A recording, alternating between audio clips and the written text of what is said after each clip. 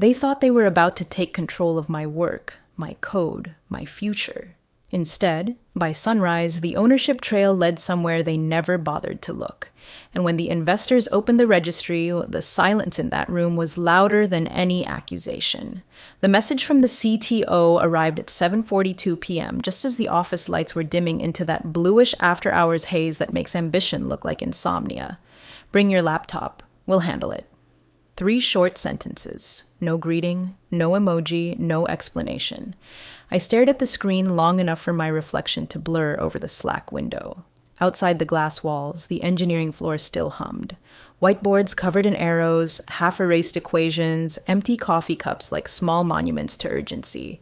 Our core platform license had just cleared beta. Investors were circling. The valuation whispers were getting louder, and suddenly they wanted my machine. It would have sounded routine to anyone else. Deployment audit, security check, code freeze, but it wasn't routine. 2 hours earlier, during the product sync, I'd noticed something strange. The CTO had skipped over the licensing slide. My slide, too quickly. No eye contact, no discussion about the holding company structure I'd set up months ago for tax optimization. His words were smooth, but his fingers tapped the table in a restless rhythm. That rhythm stayed with me. By the time I packed my bag, I had already made a decision. The laptop I placed on the conference table at 9:15 p.m. was brand new, factory sealed until 30 minutes prior. Identical model, same stickers, same faint scratch near the hinge, replicated with surgical precision. He didn't notice. He didn't even look surprised. Good, he said, sliding it toward their DevOps lead. We'll push the new core platform license build tonight and standardize the registry entries. Cleaner cap table optics for tomorrow. Cleaner optics. I smiled. Of course. The room smelled faintly of cold espresso and overheated circuitry. Our CFO leaned back in his chair, hands folded, watching me with that polite half-smile executives wear when they think they're already 10 moves ahead. You've done great work, he added. Now let's make sure it's properly integrated. Integrated. The word landed softly, like a velvet glove over something metallic. I left the office at 9:32 p.m., heels echoing down the hallway. No one stopped me. No one asked why I wasn't staying for the integration. Through the glass doors, I saw them already opening the laptop. That was when the first thread of doubt flickered across the CTO's face. Because what they expected to find, direct ownership, centralized repository keys, unrestricted root credentials, wasn't there. The core platform license was intact, fully functional. But the registration layer, the legal metadata, the registry anchor, redirected. Months earlier, when the board insisted on speed over structure, I quietly registered the foundational license architecture through my holding company. It was transparent, legal, documented, disclosed in the early drafts of our operating agreement. No one objected because no one was paying attention. The license wasn't mine in a secretive way. It was licensed to the company under renewable 24-hour rolling terms. Clean, automated, smart, efficient, reversible. At 10:04 p.m., my phone vibrated. DevOps had attempted a registry override, access denied. At 10:17 p.m., another vibration. Attempted administrative reassignment, conflict with primary registrant. By 10:41 p.m., the tapping rhythm in the CTO's fingers must have turned into something sharper. I imagined the scene. 3 men in a glass conference room, fluorescent light flattening their confidence, screens glowing, cursor blinking, the quiet panic that arrives not with shouting, but with realization. Because here was the subtle truth. You can duplicate code. You can fork repositories. You can even rebrand architecture, but you cannot silently reassign a license that is legally anchored to a holding company with automated timestamp validation. And tomorrow morning at 8:30 sharp, the investors would be reviewing the registry snapshot. I poured myself a glass of water at home and sat by the window. The city below shimmered like circuitry, millions of tiny lights pulsing in quiet coordination. I felt no rage, no vindication, just clarity. They thought they were handling it. They had no idea what it actually was. At 11:26 p.m., one final notification lit up my screen. Registry sync completed. Yes, it had. And if you think this was an accident, you're already one step behind. Morning arrived wrapped in polished glass and investor smiles. By 8:12 a.m., the boardroom was already glowing, sunlight spilling across the long walnut table, screens awake, financial projections hovering like promises in midair. The air smelled of citrus cleaner and freshly brewed coffee, sharp and anticipatory. Our Series C lead had flown in overnight. 2 new funds dialed in from New York. Everyone was dressed in optimism. The CTO stood near the display wall, confident again, or performing confidence. His jacket was perfectly tailored. His voice carried that practiced steadiness founders rehearse in mirrors. Today, he began, we finalize structural alignment and prepare for expansion. Structural alignment. I took my seat quietly, placing a leather folder in front of me. Inside it, nothing dramatic, just documents, registrations, timestamp confirmations, the kind of paperwork that looks boring until it becomes decisive. The CFO launched the deck. Slide after slide glided past, growth curves like rising tides, retention metrics polished to a shine. Applause murmured at the right moments. Then came the licensing slide. For half a second, the CTO hesitated. It was barely visible. A micro pause, but I saw it. He nodded to DevOps at the back of the room. Let's pull the live registry confirmation. A window expanded on the main screen. The core platform license entry appeared. Clean, official, time-stamped at 6:02 a.m. Silence. One of the investors leaned forward, adjusting his glasses. Why, he asked slowly, is the primary registrant listed as her holding company? The words didn't land loudly. They didn't need to. The room changed temperature. The CFO's polite half-smile flickered, recalibrating. It's a legacy optimization structure, he began carefully. Temporary, the investor scrolled. Leased to the operating entity. Renewable every 24 hours? Another pause. Longer this time. Yes, I said evenly, folding my hands on the table. It ensures asset protection while maintaining operational continuity, fully disclosed in the early structural memos. I didn't raise my voice. I didn't need to. The documents were already in the data room. The lead investor looked from me to the CTO. Was this discussed in yesterday's integration plan? A bead of silence rolled across the table. The CTO cleared his throat. We were standardizing control layers. Control layers. Control, the investor repeated, almost thoughtfully. Over an asset that isn't directly owned? The air felt thinner now, not hostile, just precise, like a courtroom without a judge. DevOps attempted to refresh the registry view. Access attempt logged. Conflict with primary registrant.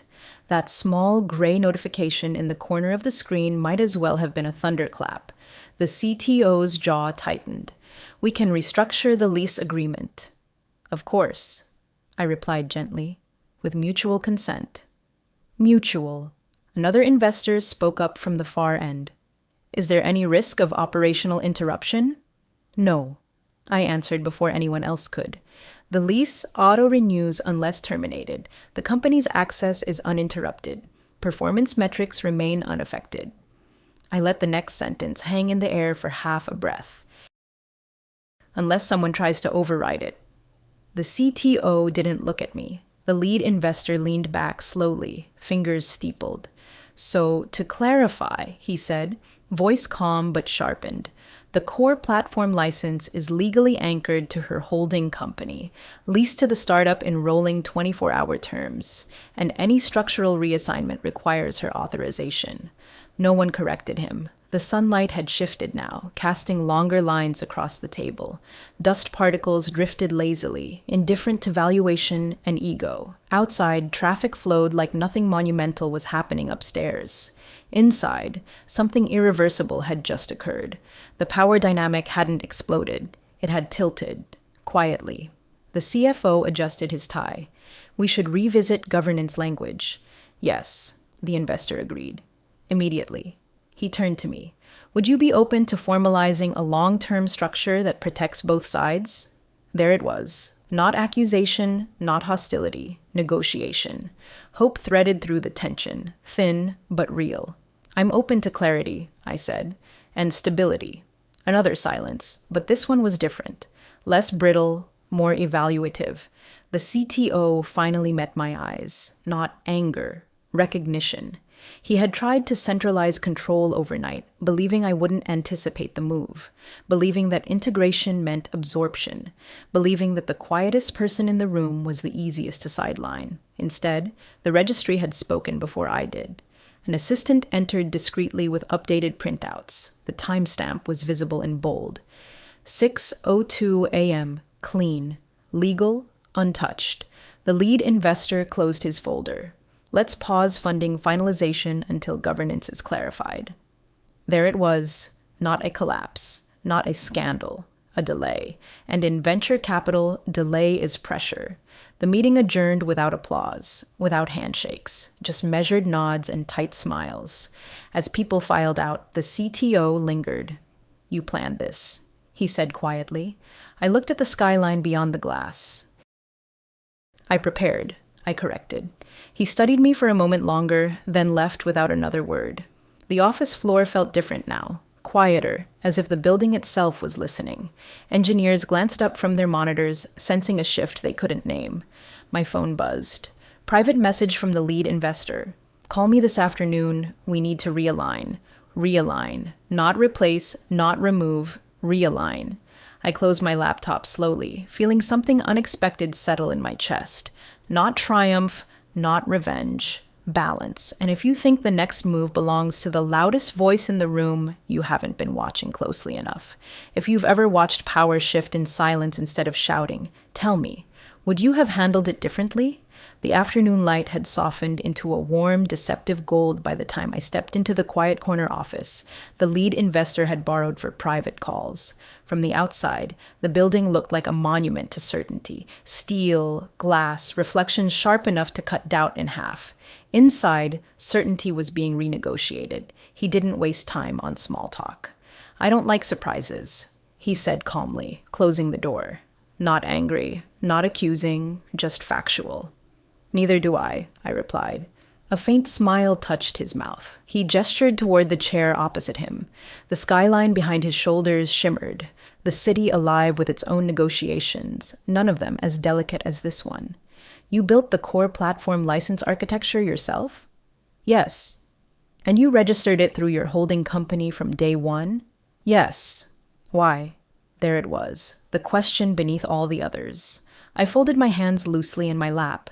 Because speed was prioritized over structure, because early operating drafts left intellectual property language vague, because I was told not to worry about it. His gaze sharpened. "And you worried anyway." "I prepared," I said again, steady. He leaned back, studying me as if I were both risk and solution. "Do you intend to restrict company access?" "No." "Do you intend to sell the license independently?" "No." "Do you intend to leave?" That one lingered. "I intend," I answered carefully, "to ensure the asset is governed properly." The room went quiet. The kind of quiet that doesn't feel empty. It feels like recalculation. He nodded once. "You understand this complicates funding?" "Yes." "And strengthens your leverage." Another pause. "I understand governance isn't leverage," I said softly. "It's stability." He watched me for a long moment. Then he did something subtle but significant. He opened his notebook and wrote something down. Across the glass wall outside, I could see silhouettes moving quickly through the hallway. The CTO's posture was unmistakable. Shoulders tight, phone pressed to his ear. The CFO trailed behind him, expression measured but strained. Pressure was no longer hypothetical. It was visible. The investor closed his notebook. "Here's what happens next," he said evenly. "We restructure the core platform license into a long-term exclusive agreement with performance safeguards. The holding company retains ownership. The startup retains operational rights. Governance language becomes explicit." "And control?" I asked. "Shared," he replied. "Defined. Defined." The word felt clean. A knock at the door interrupted us. The CTO stepped in without waiting to be invited, confidence stitched back onto his expression. "We need alignment," he said smoothly. "This situation is creating unnecessary friction." Friction. "It's creating clarity," the investor corrected, voice calm but immovable. The CTO's eyes flicked toward me, not hostility, not quite. Something more complex, acknowledgement wrapped in frustration. We were trying to simplify the structure, he said. By overriding it? I asked gently. He inhaled, then exhaled through his nose. By centralizing it. And centralization without consent, the investor added, is not simplification. The room tightened. For a second, I saw the crossroads in his eyes. He could escalate, accuse, push narrative, or he could adapt. He chose adaptation. Fine, he said finally. Let's formalize. The tension didn't disappear. It shifted. Less combative, more transactional. Legal counsel was called in. Calendars opened. Words like exclusivity clause, non-transferability, and board oversight began floating through the air like building blocks of a new architecture. Outside, engineers were still shipping code. The product roadmap remained intact. Customers continued onboarding, unaware that the foundation beneath them was being reinforced in real time. At 5:18 p.m., a draft outline of the new agreement appeared on the shared screen. Ownership, holding company, operational license, exclusive, renewable, long-term, override rights, none without dual authorization. Board visibility, mandatory. The investor looked at me. Acceptable? Yes. He looked at the CTO.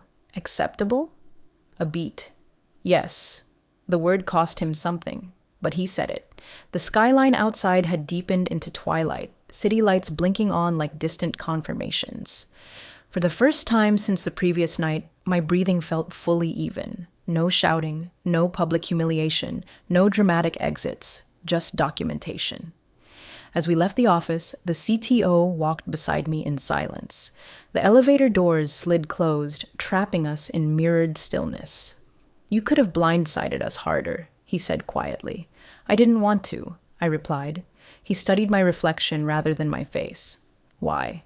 Because I'm building something, I said, not burning it. The elevator descended smoothly. When the doors opened, the lobby felt almost serene. Evening security guards nodded politely. Outside, traffic hummed, indifferent to governance battles and revised term sheets. My phone buzzed again. Message from the lead investor. Draft looks solid. Let's finalize tomorrow. Tomorrow, not a threat, a continuation. I stepped into the cool night air and allowed myself a small, private smile. Not of triumph, but of equilibrium restored. Power doesn't always change hands with noise. Sometimes it simply redraws the lines. And somewhere upstairs, under fluorescent lights and legal language, those lines were being etched permanently. By morning, the office felt like a stage after a storm. No visible damage, yet every object slightly out of place as if it remembered the wind. Legal had converted the outline into a full draft overnight. 47 pages, dense, precise, every clause polished until it reflected intention instead of improvisation. The core platform license was no longer a quiet footnote in early memos. It stood at the center of the document like an architectural pillar. I arrived early. The engineering floor was still half asleep, monitors glowing in soft blues. Someone had left a hoodie on the back of a chair. A whiteboard carried yesterday's sprint goals, now looking almost innocent. Code kept moving. Deadlines didn't pause for governance, but governance had paused funding, and that tension floated in the air like static. At 9:03 a.m., the board convened again. Smaller group this time. No theatrical presentations, just documents and measured breathing. The CFO opened with numbers. Burn rate projections, runway calculations, revised closing timeline if funding delayed 2 weeks. His voice was steady, but the cadence betrayed strain. Delay wasn't catastrophic, but it wasn't comfortable either. Discomfort is clarifying. Legal projected the draft agreement on the main screen. Clause headings scrolled past like chapter titles of a quiet revolution. Ownership confirmation. Exclusive operational grant. Dual authorization requirement. Non-transferability without board consent. Audit transparency. The investor leaned forward. Let's address risk. Risk. The word hovered like a challenge. Is there any scenario, he asked, eyes shifting between me and the CTO, where the holding company could revoke the license unilaterally? No, I said. Termination requires breach, and breach is defined. He nodded slightly. And is there any scenario where the startup can appropriate the core platform license without consent? The CTO answered this time. No, it wasn't defensive, just factual. A subtle shift had occurred overnight. His posture was different, less territorial, more strategic. He had realized something important. Control without trust collapses. Structured trust compounds. The board's independent director, quiet until now, spoke for the first time. This protects the asset, she said, and forces maturity. Forces maturity. The phrase landed heavier than criticism ever could. Outside the glass walls, I noticed two senior engineers watching the conference room discreetly. Word travels fast in startups. They didn't know the details, but they sensed gravity. The investor flipped to the final section. Board oversight. Any modification to the core platform license structure requires unanimous board approval. Silence followed. Unanimous. Power was no longer implied. It was documented. The CTO exhaled slowly. It's tighter than before. It's clearer than before, I replied. His eyes met mine, not adversarial now, evaluative. He gave a small nod. At 10:26 a.m., signatures began. One by one, ink on paper feels ceremonial in a digital world. Each stroke was quiet, but irreversible. When the final signature settled onto the page, the investor closed the folder with deliberate calm. Funding resumes upon filing confirmation, he said.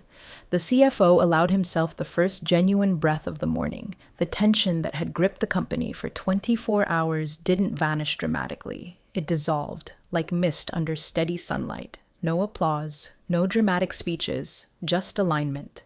As the meeting dispersed, the CTO lingered again. You've set a precedent, he said quietly. For structure, I replied.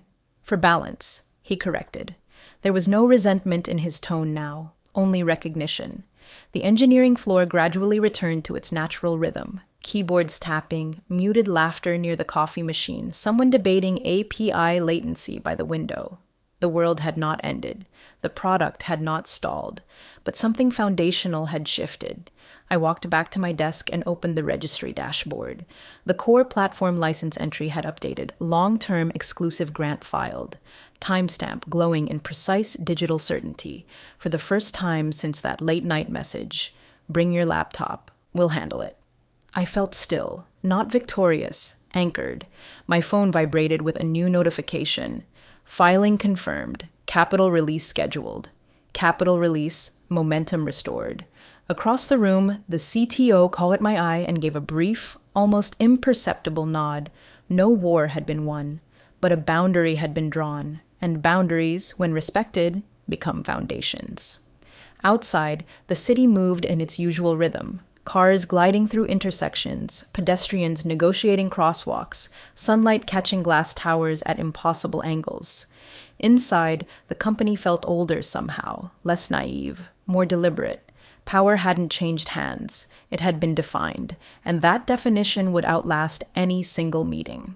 Capital arrived quietly. No fireworks, no champagne bottles, just a wire confirmation at 11:07 a.m. and a Slack notification that blinked once before being buried under sprint updates and deployment notes. Money rarely makes noise when it lands. It simply changes gravity. The office atmosphere shifted in increments. Shoulders loosened. Laughter returned in short bursts near the espresso machine. Someone updated the roadmap timeline in bold green instead of cautious gray. Funding had resumed. But something deeper had settled beneath the surface, a new awareness. Governance was no longer theoretical. It was muscle memory. I spent the morning in a product review with the engineering leads. We discussed latency optimization, scaling architecture, performance thresholds, real work, tangible problems, the kind that demand focus instead of politics. Still, every so often, someone's eyes lingered on me a fraction longer than usual. Respect feels different from admiration. It's quieter, heavier. During a break, one of the senior engineers approached my desk. Is it true, he asked carefully, that the core platform license almost got restructured? Not almost, I said calmly. It got clarified. He nodded slowly, absorbing the nuance. We didn't know how that part worked, he admitted. Now you do, I replied. Clarity doesn't just protect assets, it stabilizes teams. By early afternoon, the CTO called for a company-wide meeting, not mandatory, but everyone showed up. We gathered near the center of the engineering floor, chairs pulled into loose rows. Sunlight poured through the high windows, bright and unfiltered. He stood at the front without slides. We've formalized our core platform license governance, he began. Direct. No theatrics. Ownership remains with the original holding company. Operational rights are exclusively granted to us under long-term agreement. A few heads tilted slightly, listening closely. This structure protects the product, he continued, and protects the company. He didn't look at me when he said it. He didn't need to. It also ensures that major decisions require shared authorization. Shared. The word carried weight now. No one clapped. This wasn't applause territory, but there was something better, a collective exhale. Questions followed, technical, practical, sensible. What does this mean for roadmap velocity?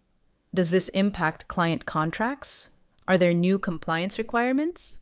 Each answer was measured, calm, grounded in fact. No operational changes. No interruption risk. No hidden clauses. The transparency felt deliberate, constructive. When the meeting ended, people dispersed quickly, conversations already pivoting back to product features and performance benchmarks. Crisis energy had converted into focus. Later that afternoon, I found myself alone in the conference room where it had all begun. The same glass walls, the same long table. The fluorescent lighting seemed less harsh now. I placed my hand lightly against the tabletop. This was where they had slid the laptop toward DevOps, where words like integration and centralization had floated with quiet assumption, where they had believed control could be streamlined overnight, not maliciously, just confidently. Confidence without verification is fragile. My phone buzzed again. A message from the lead investor. Strong recovery. Structure inspires confidence. Inspires confidence. The phrase lingered. Outside the room, the CTO walked past and paused briefly at the doorway. Coffee? He asked. It wasn't an olive branch. It wasn't an apology. It was normal. We walked to the cafe across the street, the kind with concrete floors and too many hanging plants. Late afternoon light filtered through broad leaves, painting soft shadows across the tables. He stirred his espresso slowly. I miscalculated, he said finally. In what way? I asked. I thought consolidation would be cleaner. Cleaner for whom? He gave a faint, rueful smile. For the cap table. And now? Now I understand leverage isn't the same as ownership. There it was, not defeat, understanding. We sat in silence for a moment, the city noise muffled behind glass. Cars passed, pedestrians crossed, life continued. You didn't try to embarrass us, he added quietly. I didn't need to, I replied. He studied that for a second, then nodded. When we returned to the office, the energy felt fully restored, not euphoric, not strained. Balanced. The core platform license registry dashboard remained unchanged, stable, defined, transparent. Late in the evening, as most of the team packed up, I stayed behind for a few extra minutes, not out of anxiety, out of habit. The city lights flickered on one by one, mirroring the previous night, but without the undercurrent of uncertainty. I thought about that message again. Bring your laptop, we'll handle it. They had tried. In the end, what they handled wasn't the asset. It was the realization that structure matters more than assumption. And that quiet preparation outlasts loud intention. The building gradually emptied. The hum of servers softened into background reassurance. No one had been fired. No headlines had been written. No reputations publicly damaged. Yet the company had grown older in a single day, not through conflict, through definition. And definition, once written into governance, doesn't fade with memory. The week ended without ceremony. No announcement banners, no triumphant internal emails. Just a steady rhythm of progress. The kind that feels almost ordinary until you realize how easily it could have fractured. The revised core platform license agreement was filed, archived and cross-referenced in every relevant system. Legal language had settled like a reinforced steel beneath the surface of daily operations. It didn't glitter. It didn't attract attention. It simply held. And holding is underrated. On Friday afternoon, the board reconvened briefly, not for crisis, but for confirmation. Funding had cleared. The capital was allocated. Hiring plans resumed. Expansion timelines reactivated. The lead investor spoke first. This week could have destabilized the company, he said plainly. Instead, it strengthened it. His eyes met mine for a fraction longer than protocol required. Governance maturity matters at this stage, he continued. We now have clarity. Clarity. It had become the quiet theme of the week. The CTO presented the updated roadmap next. His tone was different now, less declarative, more collaborative. He referenced oversight checkpoints without irritation. He acknowledged shared authorization without hesitation. Language reveals evolution. When the meeting adjourned, no one rushed out. Conversations lingered. Ideas surfaced. The air felt constructive, not cautious. Later, as evening approached, I stood by the wide office windows and watched the city slide into dusk. The skyline glowed with layered light, offices flickering off one by one, traffic lines weaving through intersections like illuminated circuitry. Behind me, engineers debated performance benchmarks. The CFO laughed at something near the coffee station. The CTO was in discussion with product leads, animated but composed. The company hadn't split. It had stabilized. My laptop sat open on my desk, the real one, registry dashboard visible, license status unchanged, long-term exclusive grant active, dual authorization requirement embedded. Immutable doesn't have to mean inflexible. It means deliberate. A junior analyst approached hesitantly. Can I ask you something? She said. Of course. How did you know to structure it that way months ago?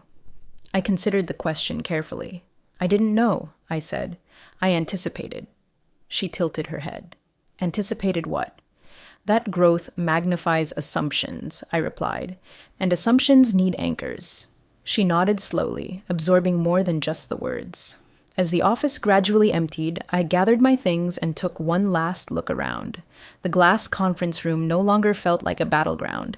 It felt like what it had always been meant to be, a place for decisions made in the open. The elevator ride down was quiet, reflective. Outside, the air carried that faint electric hum of a city settling into night. Streetlights cast long gold streaks across the pavement. Cars moved with quiet determination. My phone vibrated once more. A short message from the CTO, good call. 2 words, no qualifiers. No ego, just acknowledgement. I smiled faintly and slipped the phone back into my bag. They had tried to centralize control in a single night.